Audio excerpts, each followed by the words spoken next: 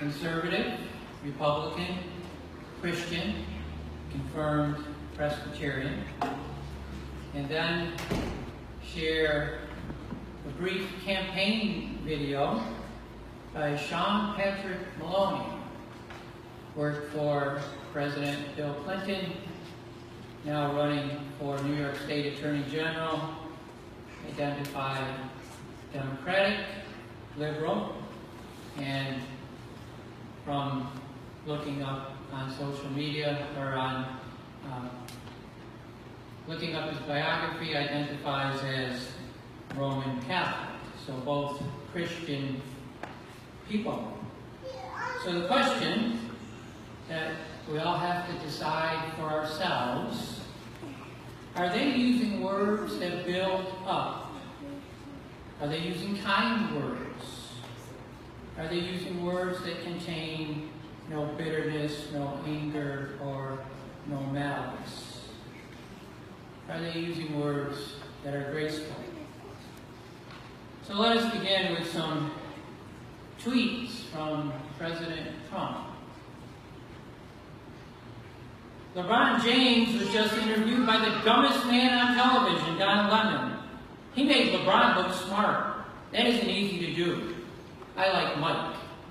Mike being Michael Jordan. And by the way, I assume you're all familiar with LeBron James, and probably the preeminent basketball player, professional basketball player, who is most noted recently by giving away millions of dollars to fund school for underprivileged students. Another quote by our president: "Anyone who runs against Trump suffers." A third quote from last week: "When you give a crazed, crying lowlife a break and give her a job at the White House, I guess it just didn't work out. Good work for General Kelly for quickly firing that dog." And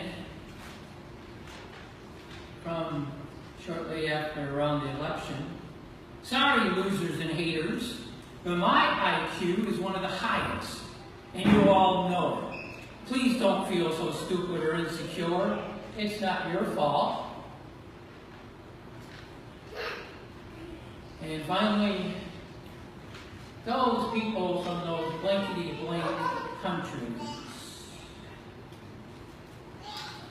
So again, do those sound like kind words, tender-hearted words, words that build people up?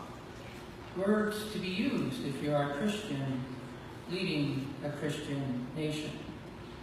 And from the other side of the spectrum, we'll play a brief ad. You may have seen this. It's on the local networks in the morning. I particularly happened to notice it.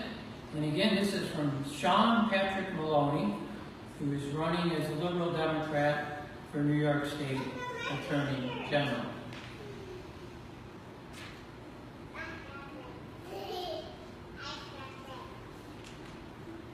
Sean Patrick Maloney is running for the family he fought to put together and the marriage he fought to have. For every hate crime victim he defended in the White House, and every immigrant family and neglected veteran he helped as a congressman.